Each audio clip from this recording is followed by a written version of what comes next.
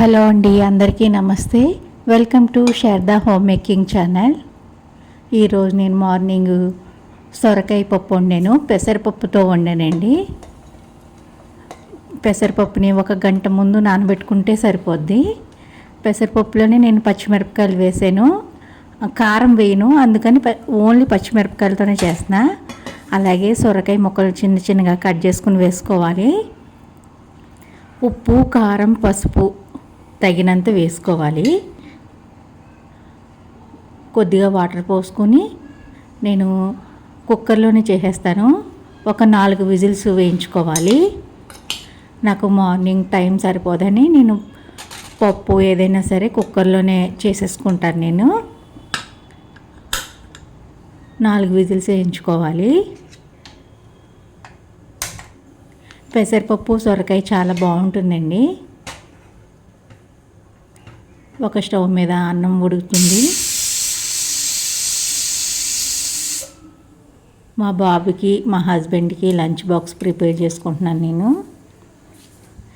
ఇంకొకటి దొండకాయ కొబ్బరి కారం చేస్తున్నాను నేను. ఒక కడాయి పెట్టుకుని ఆయిల్ వేసుకుని ఆవాలు, జీలకర్ర, మినప్పప్పు, అలాగే చిటికెడు మెంతి పొడి వేస్తున్నాను నేను. అలాగే ఒక ఎండుమిర్చి, కొద్దిగా కరివేపాకు వేసుకొని వేయించుకోవాలి. అలాగే ఒక ఉల్లిపాయని నేను సన్నగా కట్ చేసుకున్నాను. నేను సన్నగా పొడవుగా కట్ చేసుకుని ఉల్లిపాయని ఎర్రగా వేయించుకోవాలి. ఉల్లిపాయ వేగిన తర్వాత దొండకాయల్ని మనకి నచ్చినట్టుగా కట్ చేసుకుని వేసుకోవాలి.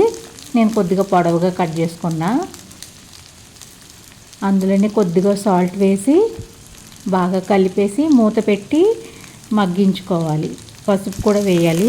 సాల్ట్, పసుపు వేసి మూత పెట్టి మగ్గనివ్వాలి. దొండకాయ కొంచెం మెత్తబడే వరకు మగ్గనిచ్చుకోవాలి.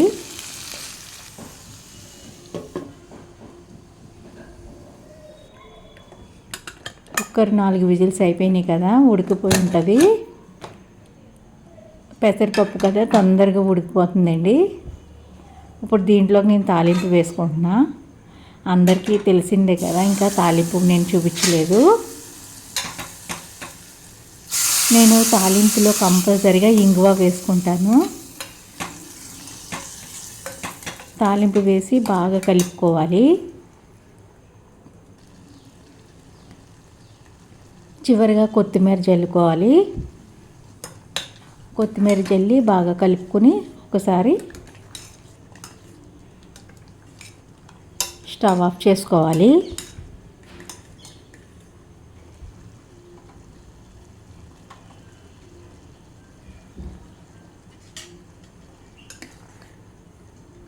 స్టవ్ ఆఫ్ చేసిన తర్వాత నేను నిమ్మరసం వేస్తున్నాను. నేను మనం పెసరపప్పుతో వండాం కదా, ఇందులో నిమ్మరసం పిండితే చాలా టేస్టీగా ఉంటుంది, చాలా బాగుంటుంది.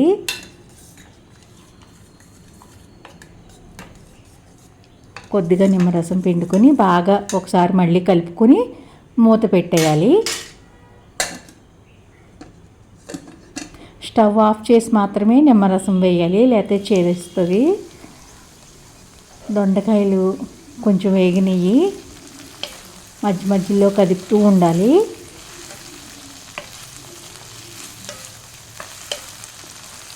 ఒకసారి కలిపి మళ్ళీ మూత పెడదాం. ఇప్పుడు కొబ్బరి కారం చేసుకుందాం. దొండకాయకి కొబ్బరి ముక్కలు వేసుకోవాలి. అలాగే కొద్దిగా వెల్లుల్లిపాయ. ఇందులో నేను కారం వేస్తున్నాను. కారం వేసి మెత్తగా మిక్సీ పట్టుకోవాలి.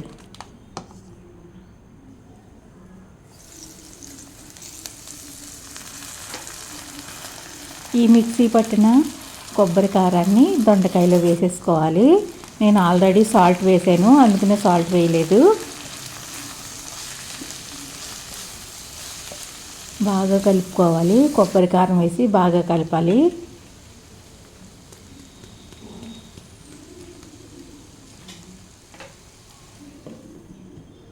మళ్ళీ ఒక 2 నిమిషాలు మూత పెట్టి బాగా మగ్గనిచ్చుకోవాలి. రెడీ అయిపోయింది. కొబ్బరి కారం, దొండకాయ కొబ్బరి కారం రెడీ అయిపోయింది. అన్నంలోకి చాలా టేస్టీగా ఉంటుంది ఇది. చివరిగా కొద్దిగా కొత్తిమీర జల్లి స్టవ్ ఆఫ్ చేసుకోవడమే.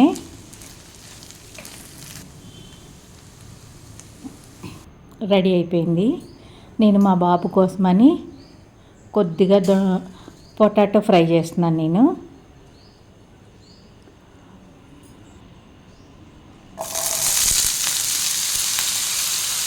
కొద్దిగా ఆయిల్ వేసుకుని నేను బంగాళదుంపలు వేసేస్తున్నాను. నేను ఇంకా తాలింపు అవి ఏమి వేయను. ఓన్లీ ఉప్పు, కారం, పసుపు వేసి వేయిస్తాను. కాస్త క్రిస్పీగా వేయిస్తే వాడికి ఇష్టం.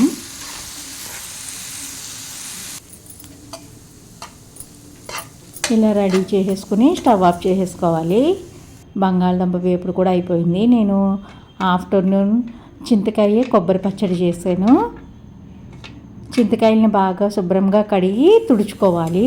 వాటర్ లేకుండా బట్ట పెట్టి తుడవాలి. చిన్న చిన్న ముక్కలు కట్ చేసుకున్నాను. ఒక కప్పుడైని, అలాగే ఒక అరకప్పు పచ్చిమిర్చి, అలాగే ఒక కప్పు కొబ్బరి. పులుపు తక్కువ తినేవాళ్ళైతే 2 కప్పులు కొబ్బరి తీసుకోవాలి. కొద్దిగా వెల్లుల్లిపాయలు, జీలకర్ర, వీటన్నిటిని మిక్సీ పట్టుకోవాలి. ముందుగా చింతకాయ, పచ్చిమిర్చి, అలాగే వెల్లుల్లిపాయ రెబ్బలు, జీలకర్ర, కొబ్బరి. మీరు పులుపు తక్కువ తింటే కనుక కొబ్బరి తురుము మాత్రం 2 కప్పులు వేసుకోవాలి. సాల్ట్ వేసుకొని మిక్సీ పట్టుకోవాలి. కొబ్బరికాయ తురుము కూడా వేసుకొని మిక్సీ పట్టుకోవాలి. మరీ మెత్తగా కాకుండా బరకగా కొద్దిగా కచ్చాపచ్చాగా లాగా మిక్సీ పట్టుకోవాలి. మరీ పేస్ట్ లాగా చేయొద్దు. మళ్ళీ చెప్తున్నాను, మీరు పులుపు ఎక్కువ తింటే 1కి 1 వేసుకోవాలి.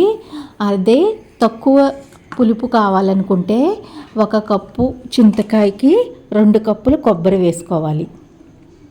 ఇప్పుడు దీనికి తాలింపు వేస్తున్నాను నేను.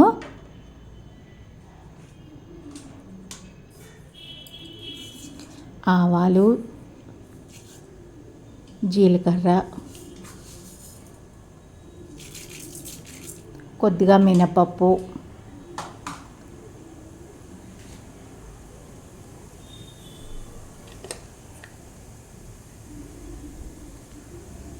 చిటికెడు మెంతి పొడి, అలాగే ఇంగువ వేసుకోవాలి. పచ్చడిలో ఉన్న పప్పులో అయినా సరే ఇంగువ తాలింపు చాలా బాగుంటుంది. 2 ఎండుమిర్చి, కొద్దిగా కరివేపాకు వేసి వేపేసిన తర్వాత స్టవ్ ఆఫ్ చేసేయాలి. ఆ తాలింపు చల్లారిన తర్వాత మనం మిక్సీ పట్టిన చింతకాయ కొబ్బరిని వేసి కలుపుకోవాలి.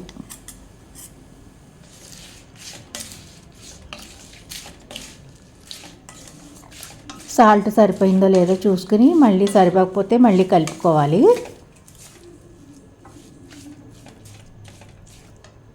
నెయ్యి వేసుకుని అన్నంలో తింటే చాలా బాగుందండి. ఈరోజు నా లంచ్ సొరకాయ పప్పు, దొండకాయ కొబ్బరి కారం.